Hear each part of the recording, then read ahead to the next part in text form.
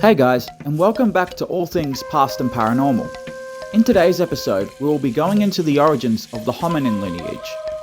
Current estimates range anywhere from 6 to 10 million years for the split of our lineage from the lineage that would lead to chimpanzees.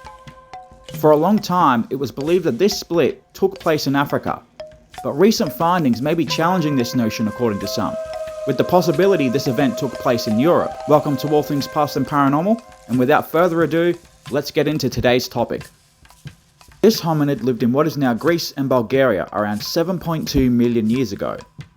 Analysis of the teeth shows that it had thick tooth enamel and wide molars, suggesting that it likely persisted on dry, fibrous foods, likely meaning it lived in open, dry environments such as savannas, which were prevalent in that region at the time. It was originally discovered in 1945 by paleontologist Bruno von Freyberg in the form of a lower jawbone. It was initially thought to belong to a Graecopithecus, an extinct Old World monkey.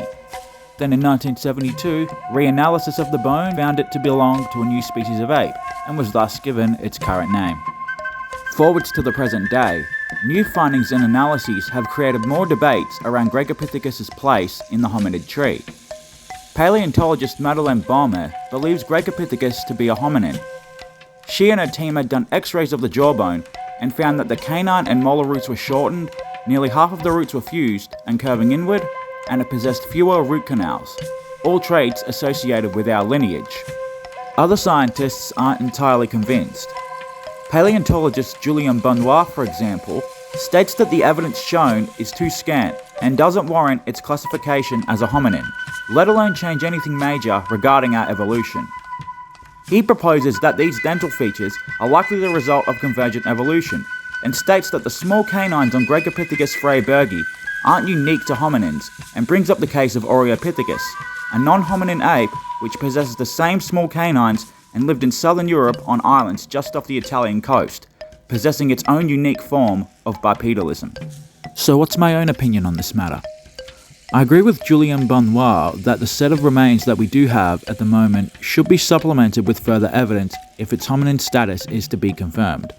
However, I have to disagree with the explanation he proposes regarding convergent evolution. My reasons for that belief is the fact that new research has suggested that the decline in rainforest habitats in Africa was already taking place as early as 20 million years ago, which would have left a major opportunity for hominins or hominin-like primates to evolve on the continent, considering they had 13 million years to do so by the time of Graecopithecus.